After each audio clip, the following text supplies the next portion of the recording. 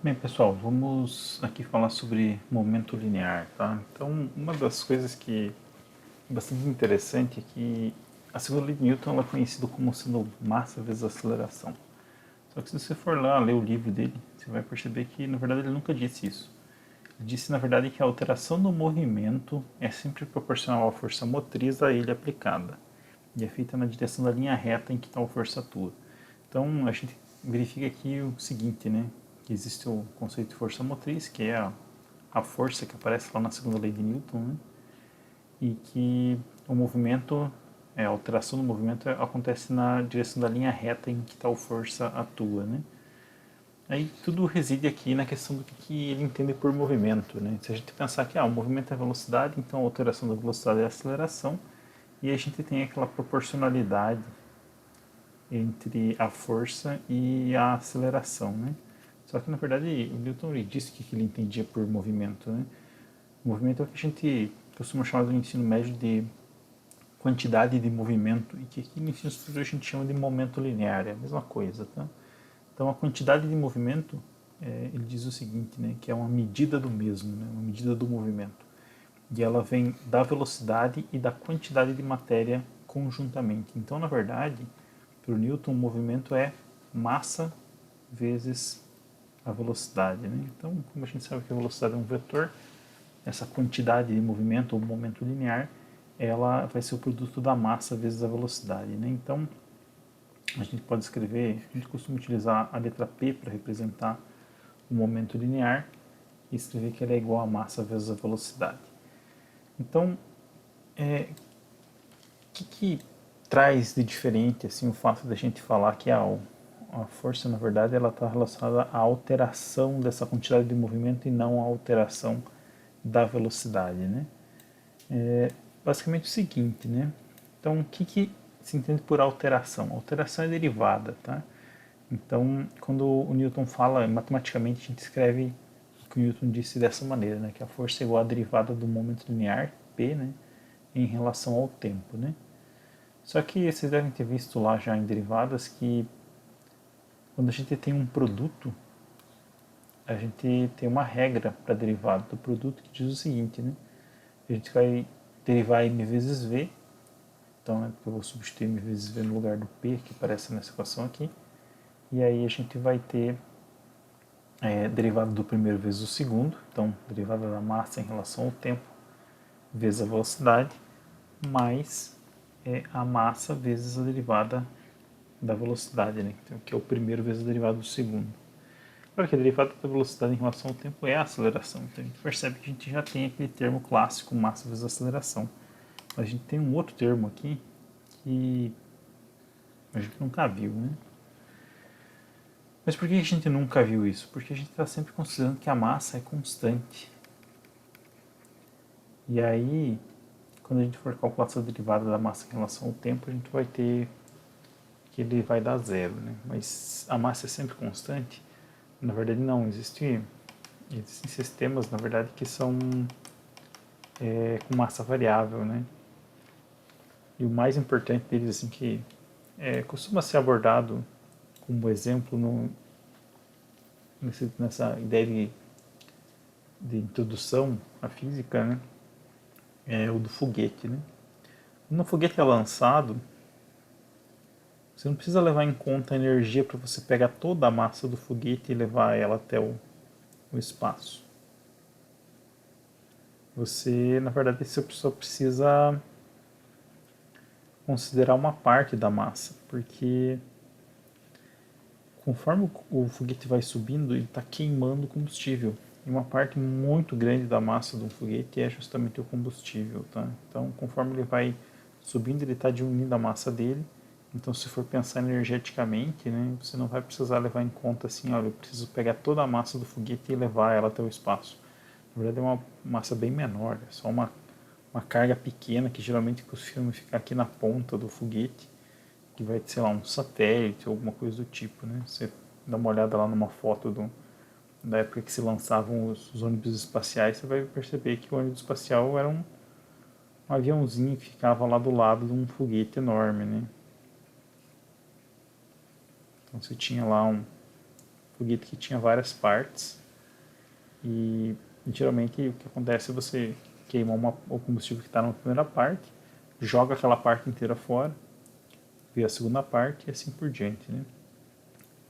Os foguetes mais modernos e que estão tentando fazer de uma maneira que possa ser reusado todos os motores e tal, né? Que você vai lá e pousa o avião, o foguete no lugar do lançamento depois de ter efetuado o lançamento, você também não precisa levar em consideração que você tem que levar toda a massa até o espaço, né? Você vai, na verdade, levar uma parte da massa, porque você, conforme vai subindo, você vai queimando o combustível e vai diminuindo a massa, e isso tem implicações em todos os cálculos que precisam ser feitos, tá? A gente não vai levar em consideração nenhum sistema aí que tenha massa variável, mas é importante saber que eles existem e que o Newton não errou, né? Ele não deixou de levar em consideração aí a possibilidade de massa variável, tá? Outra coisa que é interessante a gente notar é o seguinte, que a gente está tratando sempre de movimentos de corpos rígidos ou, mais restritivamente, na verdade, de uma partícula, que a gente vai em breve aí verificar qual que é a posição dela e a gente considera que essa partícula fictícia é o que a gente chama do centro de massa do corpo.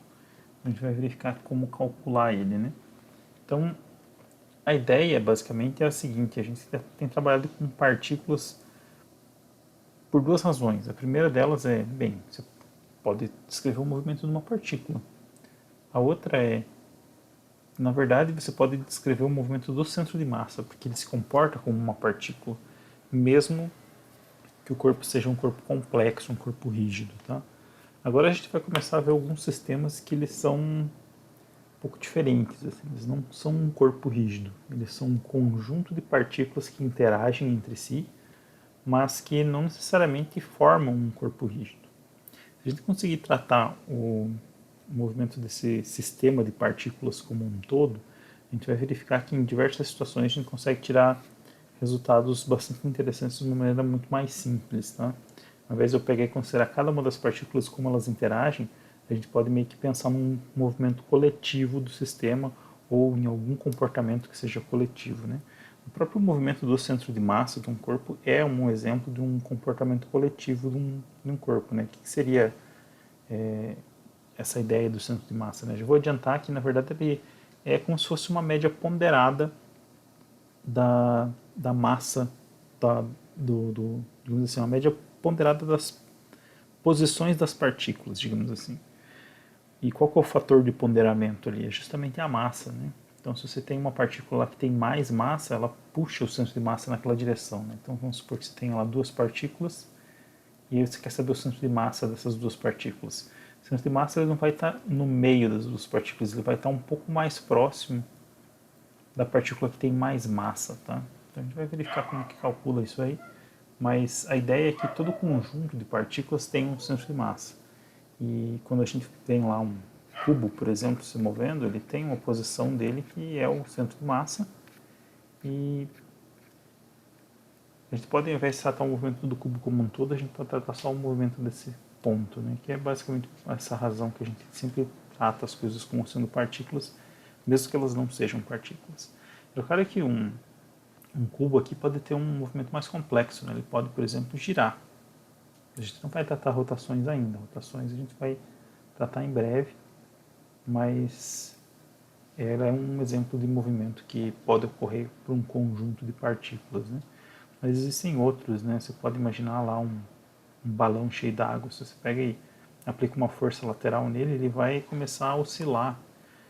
A gente pode modelar isso de uma maneira mais simples. Se a gente imaginar que a gente tem um bloquinho ligado aí numa mola, ligado a outro bloquinho. Se a gente pressiona aqui esse sistema com uma força lateral F, como se ele esteja sobre uma mesa aqui, como que vai ser a aceleração de cada um desses blocos aqui?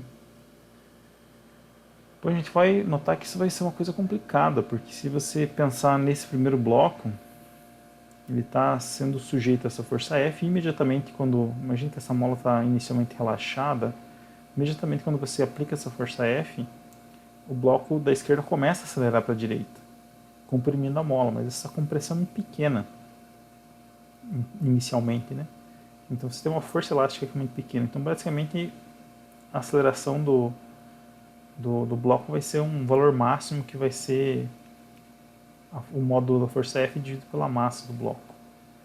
Mas conforme ele vai acelerando para a direita, o que vai acontecer? Ele vai começar a comprimir essa mola, né? Então essa aceleração ela deve diminuir com o tempo. Agora, se a gente pensar nesse bloquinho da direita, o que está acontecendo? Inicialmente ele está sendo sujeito somente à força elástica exercida pela mola, que é muito pequena no início. Então basicamente ele vai ficar com uma aceleração quase zero no começo. Eventualmente essa aceleração vai aumentar, né? Então o que a gente vai começar a ter aqui é um sistema que ele vai começar a oscilar. Então, conforme você vai aplicando essa força F, você vai comprimindo essa mola, né? Então o movimento vai ser complexo, mas se você tratar o movimento do que a gente chama de centro de massa dessas duas partes, a gente vai verificar que a aceleração dele vai ser sempre constante, dada por força F dividido pela massa total do sistema, tá? Então, para a gente poder tratar esse tipo de coisa, a gente precisa começar com o conceito de momento linear de um sistema de partículas. Como que eu vou fazer isso? Bem, o Newton definiu lá que o momento linear de uma partícula é massa vezes a velocidade dela, né? A gente pode tratar e determinar qual que vai ser o momento linear do sistema de partículas se a gente pensar no seguinte. Ó. Vamos pensar em uma partícula e ela está fazendo parte lá de um conjunto de partículas. E pegar ela só, fazer ela até de outra cor aqui para destacar. A gente vai verificar o seguinte, que ela está aqui no meio e ela está interagindo através de forças com outras partículas, né? Por que sejam, sei lá, forças atrativas. Ela está sujeita a uma diversidade de forças que tem com essas outras partículas. Além disso, ela pode estar sujeita a forças externas também. Né? Você pode ter lá uma força F1, F2, F3, devido a outras partículas que estão fora desse sistema que você tem.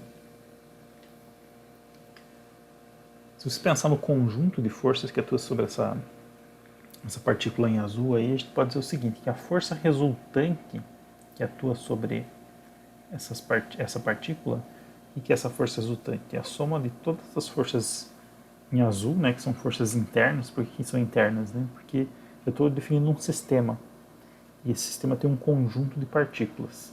A partir do momento que você define um sistema, você está definindo uma fronteira também para o sistema. Então, tudo que não faz parte do teu sistema é a tua vizinhança, né? Então está fora do teu sistema. Então, você tem um conjunto de forças que é entre as partículas que pertencem ao sistema e um conjunto de forças que é devido a partículas que não pertencem ao sistema. As forças devidas às partículas que pertencem ao sistema são as forças internas e as forças devidas a partículas que não pertencem ao sistema são forças externas. Então, mas se for pensar ali na força resultante que atua sobre aquela partícula, é simplesmente a soma de todas as forças, né? Tanto as internas quanto as externas. E aí você pode dizer que essa força resultante que atua sobre essa partícula em azul aí vai ser responsável pela alteração do momento linear dela, ou seja, se a gente pensar que a massa da partícula é constante, vai ser responsável pela aceleração dela. Então, basicamente, isso aqui é a segunda lei de Newton. Né? Então, essa é uma forma da segunda lei de Newton. Então, a força resultante que atua sobre essa partícula em azul, estou chamando ela de iésima partícula, né? Estou pensando que você tem uma infinidade de partículas, eu escolhi uma em específico lá para poder fazer essa análise. E aí o número dela é um número qualquer que eu estou chamando de I genericamente, né? Então isso aqui vai ser igual a massa vezes a aceleração daquela partícula, né? Então eu estou escrevendo isso aqui nessa forma que envolve o conceito de momento linear, né? Aí eu vou fazer o seguinte, eu vou pegar e vou dividir essa força resultante, como eu falei, né, em forças internas e forças externas. Veja que eu posso pegar e somar todas as forças internas para verificar qual que é a força resultante interna e posso somar todas as forças externas para poder verificar qual que é a força resultante externa. Né? Estou fazendo isso porque eu quero, porque é uma coisa arbitrária que eu posso fazer, então eu vou fazer. E aí eu vou pegar e substituir esse resultado aqui no lugar daquela primeira equação. A gente vai ficar com isso daqui, ó. A soma das forças internas mais a soma das forças externas, que é a força total, tem que ser igual a variação do momento linear no tempo, né? Ou seja, a derivada do momento linear em relação ao tempo. Só que não é o seguinte, para cada uma das partículas que eu tenho uma equação exatamente dessa forma, né? Lembra que eu falei que o I era um número genérico lá, que era o índice que designava uma partícula específica. Mas se eu tenho N partículas, N pode ser qualquer número, 100 por exemplo, eu tenho uma equação desse tipo para a partícula 1, uma para a partícula 2, uma para a partícula 3 e assim por diante, né? Então eu tenho N equações, né? Onde N é o número de partículas que eu tenho no meu sistema. Eu vou fazer o seguinte, vou pegar e somar todas essas equações que eu tenho aqui, né? O que eu devo obter?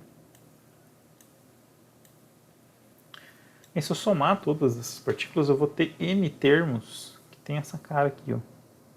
Lembra que eu estou somando todas as forças internas e aqui eu estou somando todas as forças externas. Aí eu vou somar sobre todas as partículas, né? Então a gente vai ficar com... Uma das propriedades do somatório é que ele pode ser separado, né? Porque se você pegar e fizer a soma de A mais B, sei lá, estou colocando um índice aqui, você pode dizer que você vai somar todos os A's antes, depois vai somar todos os B's. Isso aqui tem que ser igual a isso aqui, né? Então o que eu estou fazendo aqui é justamente separar esse primeiro termo aqui e esse segundo em somas separadas. Por que eu estou fazendo isso, né? Porque se você pegar e olhar para esse termo aqui das forças internas, está somando sobre todas as forças internas de todas as partículas do sistema. Só lembre que as forças elas aparecem em parização e reação, né? Quando você faz isso, quer dizer que você está somando, por exemplo, tem aqui uma partícula e ela é atraída por uma segunda partícula, mas a segunda partícula é atraída pela primeira. Essas forças aqui, chamada de F1,2, a força entre a partícula 1 e a partícula 2, elas formam paração-reação. Então, na verdade, essas forças aqui elas têm a mesma direção, mesmo módulo, mas têm sentidos opostos. Se você somar essas duas forças, o que vai acontecer? Vai dar zero. Então, na verdade, se você somar aqui, você verificar todas essas forças, quando você faz a soma sobre todas as partículas, você vai estar somando sobre todos os pares ação e reação. Então, essa soma aqui vai acabar dando zero. Vai sobrar simplesmente esse termo aqui, ó.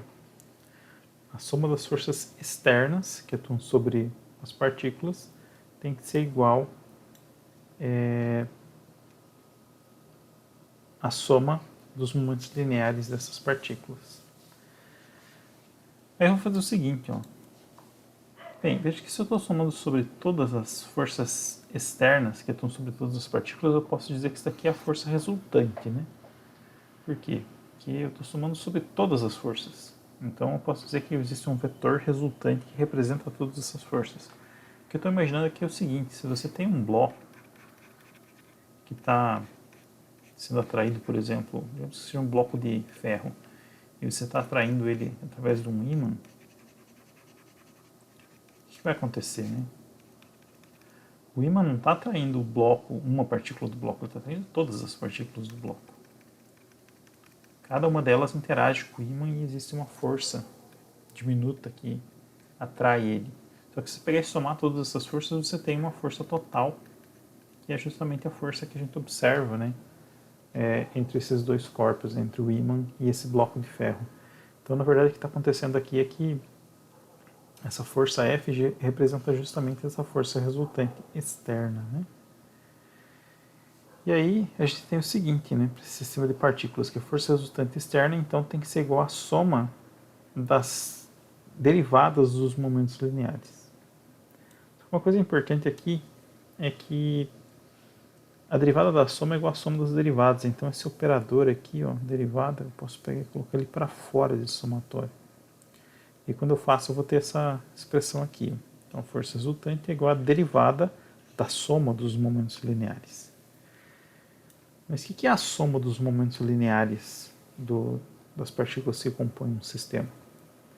Ele é um vetor também, né? Porque eu estou somando um monte de vetorzinho. E aí eu vou dizer que essa soma é o que a gente chama de momento linear do sistema como um todo. Notem aqui que eu falei num exemplo usando um corpo rígido, né? Mas isso aqui não está limitado a ser um corpo rígido, pode ser as partículas de um gás, por exemplo. E aí o que vai acontecer, né? Se você tem essa soma desses momentos lineares dessas partículas do gás, você tem, apesar de estar cada uma delas andando por uma direção diferente, colidindo entre si, entre as paredes de um recipiente, por exemplo, você tem aí um vetor que representa o momento linear desse sistema como um todo. E por que isso é interessante? Porque a gente vai chegar nessa expressão aqui, ó, que é a segunda lei de Newton por um sistema de partículas. Então a gente diz o seguinte, que a força resultante externa que atua sobre um sistema de partículas, ela é responsável pela derivada do momento linear do sistema de partículas como um todo, né? Claro que você pode pensar o seguinte, ó, que se você tem lá um monte de partículas que tem carga zero, por exemplo, um monte de partículas descarregadas, mas tem uma partícula que tem uma carga elétrica, e você tem uma outra partícula externa que também tem uma carga elétrica, então existe uma força entre essas duas partículas, né? Se você for pensar no sistema formado pelas cargas, pela carga elétrica e pelas outras partículas que são descarregadas, você pode dizer que, olha, existe aí uma força externa que está alterando o momento linear do sistema de partículas, apesar de, na verdade, estar alterando o momento linear de somente uma das partículas do sistema. Isso é indiferente, né? E não parece uma coisa muito produtiva a gente pensar nisso aqui, exceto pelo seguinte, tá? Aqui eu vou fazer um pulo, porque tem um conteúdo aqui de centro de massa que eu vou deixar para o próximo vídeo, porque ele é um pouco mais extenso. Mas a partir dessa expressão aqui, ó, que é a segunda lei de Newton para um sistema de partículas, a gente vai ter uma lei de conservação. Assim como a gente tinha lá a conservação da energia, a gente vai ter uma conservação chamada conservação do momento linear, tá? Então, deixa eu pular aqui para a parte de conservação do momento linear. Vai ter o seguinte, ó. Bem, a gente sabe que a força resultante externa é igual à derivada do momento linear do sistema. Né? A gente acabou de chegar nessa expressão. E a gente pode considerar o seguinte. Bem, e se você não tiver nenhuma força externa? Você consegue ter uma situação dessa? Não deve ser difícil a gente conseguir fazer com que a força resultante externa seja zero sobre um conjunto de partículas, né?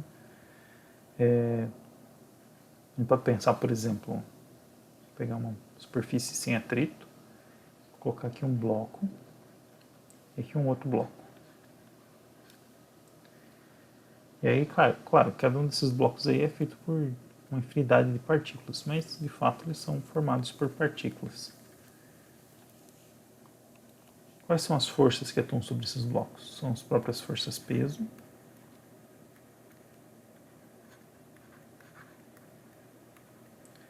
e as forças normais.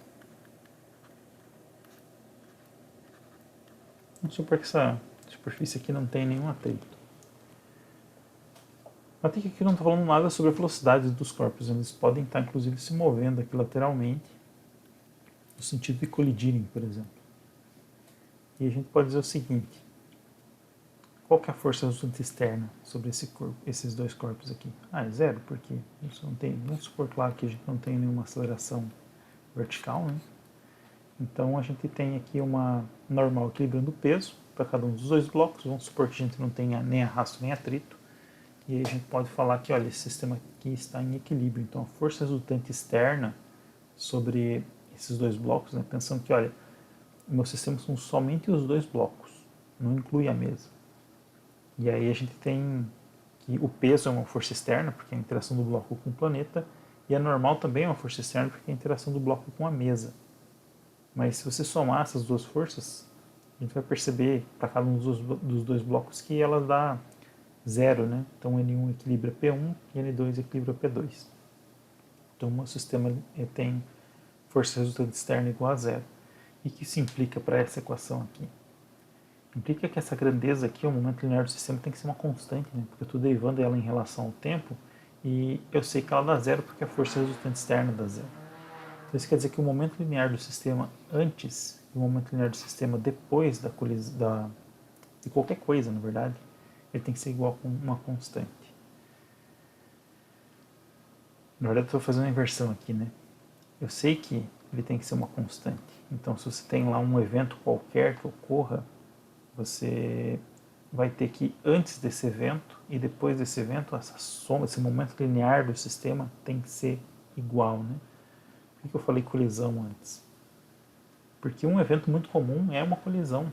Se você pegar esses dois blocos aqui, eles estiverem velocidade V1 e V2 de forma que eles colidam, quando eles colidirem, você está alterando a ideia de força resultante externa igual a zero?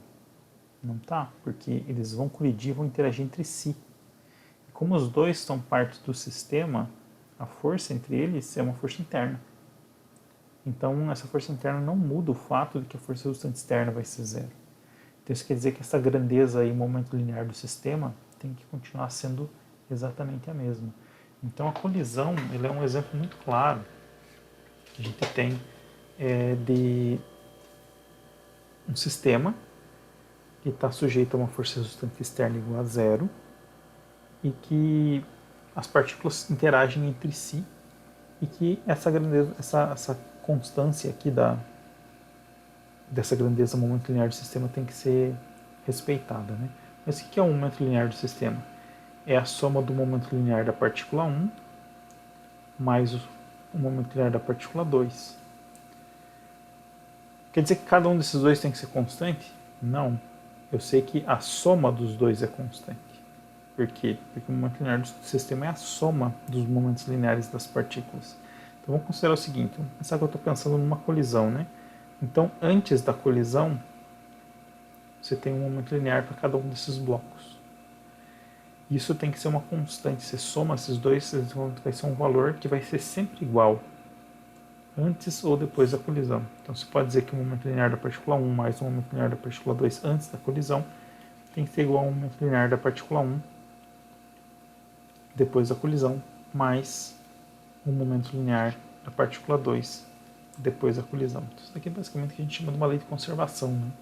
Então o momento linear se conserva, né? Então esse é o princípio de conservação do momento linear.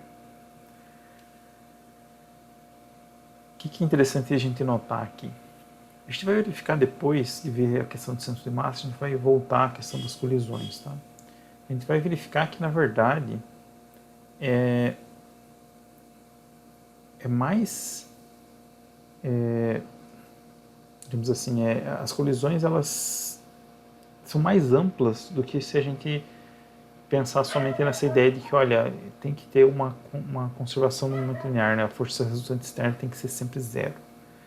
As colisões elas são eventos que têm uma duração tão curta que as forças externas, mesmo que elas existam, elas podem ser desprezadas. Então, a gente vai estudar mais as propriedades das colisões, né? Falar sobre as forças durante uma colisão e tudo mais, para poder fazer esse tipo de análise, tá? Mas por enquanto, assim, ela fica com pelo menos um exemplo do que a gente chama de conservação no momento linear, tá? Então, é uma situação que se a gente consegue garantir que a força resultante externa seja igual a zero, a gente pode garantir, então, que a gente tenha uma conservação dessa grandeza que é o momento linear do sistema, tá? Olha que você pode ter uma quantidade infindável de partículas, desde que você consiga garantir que a força resultante externa seja igual a zero, você pode falar em conservação do momento linear, tá? Claro que a gente não vai fazer isso com uma quantidade muito grande de partículas, até porque seria um trabalho hercúleo, né? Você vai pegar qualquer, sei lá, 1 grama de qualquer coisa e tem uma quantidade de partículas que é gigantesca, né? Então a gente vai considerar sempre partículas assim, num ponto de vista macroscópico, né? A gente está pensando, sei lá, em bolas de bilhar colidindo. Ah, mas a bola de bilhar não é uma partícula, é formada por uma quantidade infindável de partículas. Não tem problema, porque a gente pode sempre considerar a questão do centro de massa dessa bola de bilhar, né? Que a gente vai verificar no próximo vídeo como é que a gente calcula. Por enquanto a gente só precisa lembrar do seguinte, né? Se a força resultante externa é igual a zero, o momento linear do sistema de partículas se conserva e o momento linear do sistema de partículas é simplesmente a soma dos momentos lineares de todas as partículas que o compõem, mesmo que essas partículas sejam consideradas de um ponto de vista macroscópico. Tá? A colisão não é, na verdade, o único única situação em que a gente pode falar em conservação do momento linear. A gente pode pensar também, por exemplo, numa explosão no espaço sideral, né? Então, se a gente pensar lá num corpo que está no meio do espaço e explode em várias partes, né? Então, digamos que você tem lá um corpo que é formado em, sei lá, uma pedra, alguma coisa assim. Isso acontece com cometas, assim, eles são formados de várias partículas. E às vezes eles se aproximam aí de uma estrela, eles acabam aquecendo e vai explodir, sei lá, alguma coisa vai acontecer que vai fazer com que ele seja quebrado em várias partes, tá?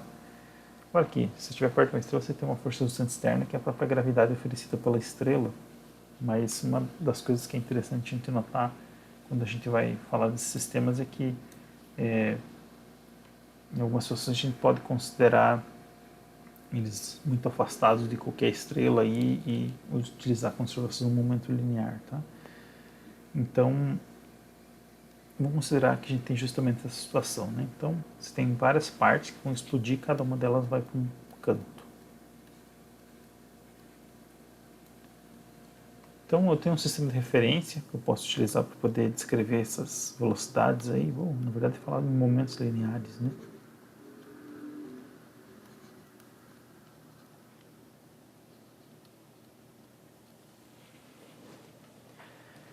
E será que eu posso afirmar alguma coisa sobre esse sistema de partículas?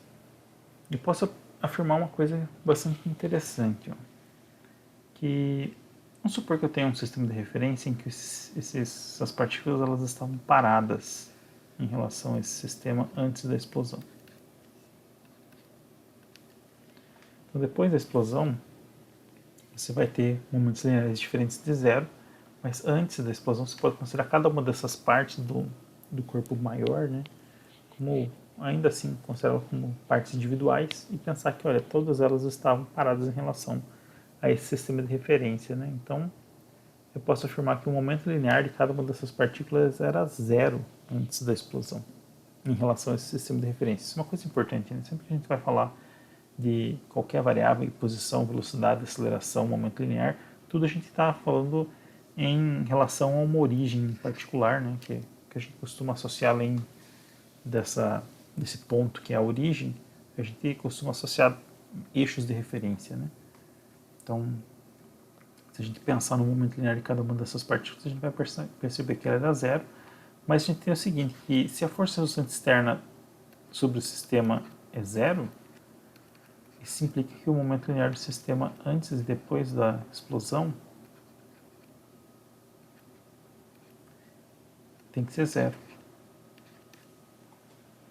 Tem que ser igual, né? E a gente sabe que no momento linear antes da explosão é zero, porque o momento linear do sistema é a soma dos momentos lineares das partículas que o compõem. E a gente sabe que cada uma dessas partículas estava parada em relação a esse sistema de referência. Então a gente sabe que o momento linear antes da explosão é zero. Então o momento linear depois da explosão também tem que ser zero. Então, aqui eu tenho umas equações que ilustram justamente isso, né? Então, nota em primeiro lugar que aqui eu dividi, né, em várias equações. Por quê? Porque a gente tem, na verdade, uma relação vetorial, né? Então, a relação vetorial ela sempre pode ser separada em eixos x, y e z. Então, está aqui a observação de que, olha, os corpos eles estão com velocidade nula em relação ao sistema de referência, né? Então, a gente tem que o momento linear das partículas é zero.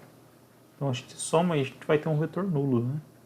E do outro lado a gente vai ter termos que eles são diferentes de zero, porque cada um dos corpos tem uma massa e uma velocidade. Mas se você somar, tem que dar zero. A lei de conservação impõe isso, né? Então, se a gente pegar e separar aqui nos eixos x, y e z, essa expressão aqui de cima, né, pode ser escrita dessa forma aqui embaixo. Por que isso é interessante?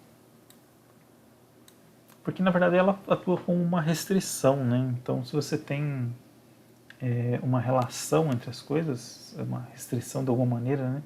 É uma equação. E uma equação ela pode ser resolvida por pelo menos uma incógnita, né? Se tiver um sistema de equações, você pode resolver para mais, né? Como na verdade a gente tem eixos x e y, a gente até pode falar que, olha, você tem uma equação para um eixo x, outra equação para o eixo y, em geral, isso vai permitir que você determine alguma grandeza, né? Então vamos pensar nesse exemplo aqui. Ó. Um objeto explode em 3 partes, né? Então um objeto inicialmente em repouso sobre uma mesa explode em 3 partes. As velocidades dos fragmentos imediatamente após a colisão são V1 igual a menos 3 metros por segundo na direção do eixo x, né, direção de I, V2 igual a 2,55 metros por segundo na direção de I, mais 0,8 metros por segundo na direção de J, e V3 igual a 0,33 metros por segundo na direção de I, menos 1,2 metros por segundo na direção de J. Não estou especialmente interessado em saber qual que é essa direção de I e qual que é essa direção de J, mas o fato é que se você sabe, você vai saber a resposta também, né? Que é determinar, por exemplo, qual que é uma das velocidades do corpo depois da explosão, né? Então eu tenho aqui uma ilustração, onde eu tenho as velocidades V1, V2 e V3, e aí eu tenho o corpo que estava inicialmente em repouso, né?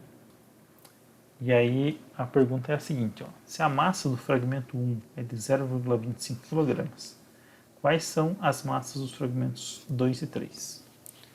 Então notem que a gente tem duas incógnitas aqui. Como que isso é possível, né? Possível porque a gente tem, na verdade, 2 eixos, então isso deve dar 2 equações para a gente, né? Então, a gente sabe o seguinte, que o momento linear do sistema antes e depois da explosão vai ser o mesmo, né? Por que eu sei isso? Porque se a gente pensar numa visão lateral aqui, quais são as forças que atuam sobre esse corpo? São a normal de cada um dos fragmentos, né, e o peso de cada um dos fragmentos, mas essas forças estão sempre em equilíbrio. Pensando aqui que tem uma visão superior, e aqui a gente tem uma visão lateral, se você não tem nenhuma aceleração nesse eixo vertical, aqui a gente sabe que essas duas forças elas têm que se equilibrar, né?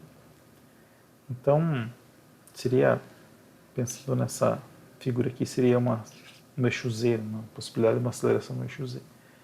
Se a gente sabe que a força resultante externa é igual a zero, então a gente pode afirmar que o momento linear do sistema se conserva. E aí a gente tem o seguinte, né? O que é o momento linear do sistema? É a soma dos momentos lineares do sistema. Só que antes da explosão estava tudo parado, então a soma dos momentos lineares antes da colisão, aliás, antes da explosão, é zero. Então, consequentemente, a soma dos momentos lineares depois da explosão também tem que ser zero, porque elas obedecem a essa igualdade, né? Então, eu posso verificar o seguinte, ó. Se eu pegar e escrever vetorialmente, né, eu tenho esse somatório aqui, né, pode ser escrito como sendo P1 final mais P2 final mais P3 final. Isso tem que ser igual a zero. Só que, claro, essa expressão ela pode ser aberta no eixo x e no eixo y e ela vai ficar nessa forma aqui, ó, P1x mais P2x mais P3x é igual a zero. E P1y mais P2y mais P3y é igual a zero.